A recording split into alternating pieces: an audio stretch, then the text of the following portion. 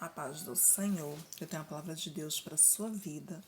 A palavra do Senhor ela vai nos falar que Jesus ele vai para as terras de Gadara com seus discípulos e chegando lá, ele encontra já de início, já de cara, um endemoniado, um homem possesso, um homem que está com legiões.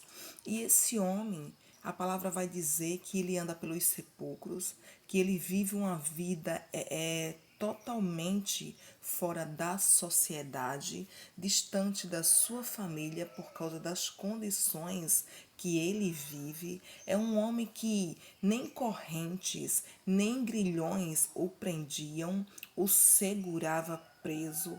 E a palavra do Senhor nos diz que ele vivia ali nos sepulcros, que ele vivia ali, sabe, com cacos, se cortando, entendeu bem? Cortando-se a si próprio.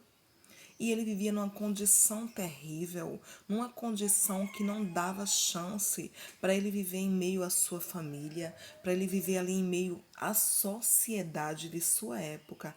As condições daquele ser humano era muito difícil, era muito precária, e porque ele era possesso por legiões. Mas a palavra do Senhor nos diz que quando Jesus chega, o Senhor o liberta, o Senhor o livra daquela situação difícil a qual ele se encontrava.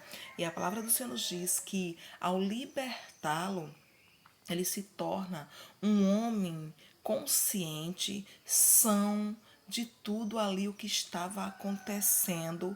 Posteriormente, Jesus o ter curado, posteriormente Jesus o ter libertado daquela situação difícil que ele vivia.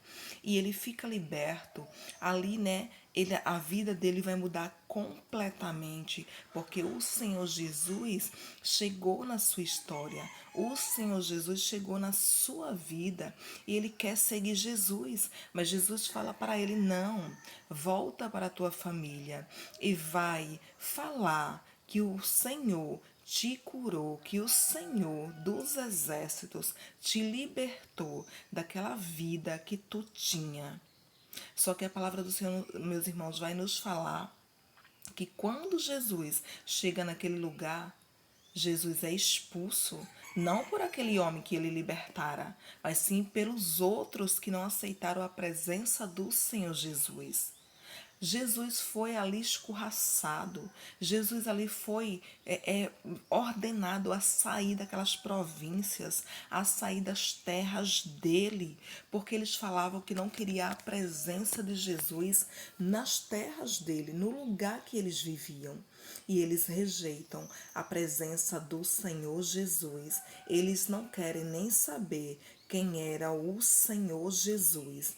Jesus poderia ter feito muito mais, além daquela cura, além daquela libertação, mas eles não aceitaram a presença do Senhor Jesus. Por que eles não aceitaram? Porque a presença de Jesus é luz para aquele lugar de escuridão, para aquele lugar que era possesso de demônios, e ali havia uma treva.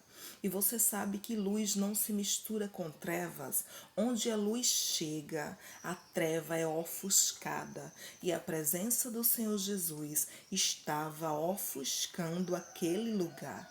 O brilho de Jesus, a luz do Senhor Jesus estava ofuscando as trevas que havia naquelas províncias, e eles não aceitam a presença do Mestre. A mesma coisa é com você.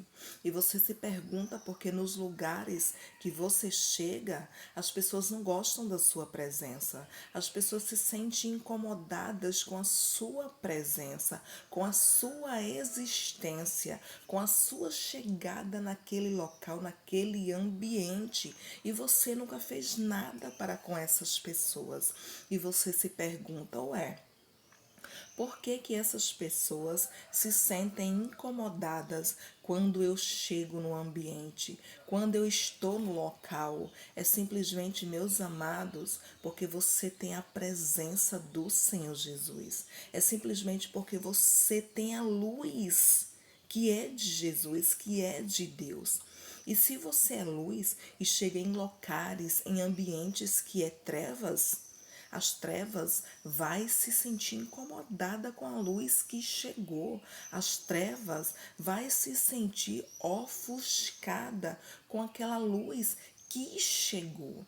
Porque a luz que há na sua vida incomoda aquelas pessoas que estão nas trevas, porque aquelas pessoas que estão vivendo trevas, que estão vivendo na escuridão, que estão distante da presença do Mestre, elas estão ali carregando em suas vidas escuridão, estão carregando em suas histórias momentos, sabe?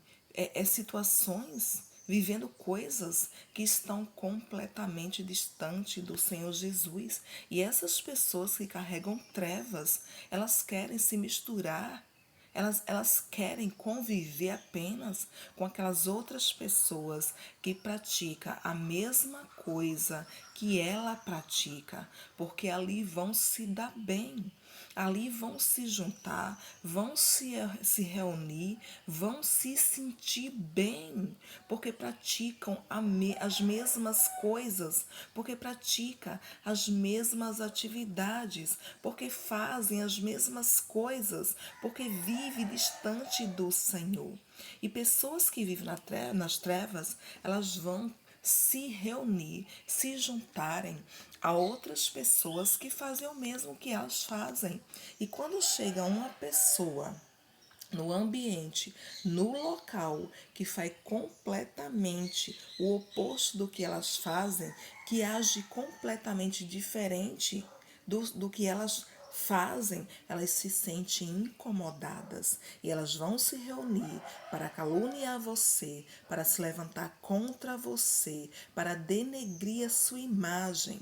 O seu nome vai virar ali, sabe, o assunto da roda delas, o assunto da mesa delas, porque como você anda na presença de Deus, como você anda no caminho da verdade, como você anda no caminho da luz, como você vive com a sua vida no altar, você não se reúne com elas para zombar, para escarnecer, para falar mal das outras pessoas, para desejar o mal das outras pessoas, elas se sentem incomodadas, porque elas sabem que você não age como elas sabem que você é diferente delas, e a tua diferença, a luz que você carrega com você, a presença de Deus, a presença do Espírito Santo que está na sua vida incomoda elas, porque elas estão nas trevas, elas estão vivendo na escuridão, elas estão praticando aquilo que abomina ao Senhor, aquilo que cheira mal nas narinas de Deus. Elas vivem em veredas que são distantes de Deus. Elas vivem praticando coisas que desagradam ao Senhor. Vive fofocando, vive se levantando contra as outras pessoas, vive ali, sabe, em rodas de escarnecedores, zombando, ridicularizando, e elas acham que Deus não está vendo. Elas acham que não vai chegar a conta para elas pagarem. Elas acham que essa plantação ruim, essa semente ruim que elas escolheram para semear, para plantar, elas acham que não vai haver uma colheita.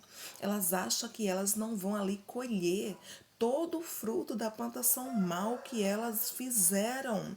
Porque quando o ser humano ele faz uma plantação boa em suas vidas, ele vai colher ali frutos excelentes, frutos bons, frutos que agradam o coração de Deus. Mas quando o ser humano ele vive ali praticando, semeando ali contendas, semeando discórdia, levantando falso contra as outras pessoas, se reunindo ali em rodas de escarnecedores para zombarem, para falar mal, para levantar falso, para desejar o mal e a queda, a destruição da outra pessoa, ela vai receber a recompensa dela. E a recompensa não é bacana, não. A recompensa não é boa, não. Porque o Senhor da glória faz essas pessoas colherem justamente o mal que elas estão fazendo, que elas estão praticando, porque elas acham em seus corações que não há nos céus um Deus poderoso, que está vendo tudo que ela está praticando, tudo que elas estão fazendo. Elas acham que Deus não irá cobrar, porém tem a lei sim da semeadura. E quem semeia um bom fruto, quem semeia uma boa semente, bons frutos vai colher.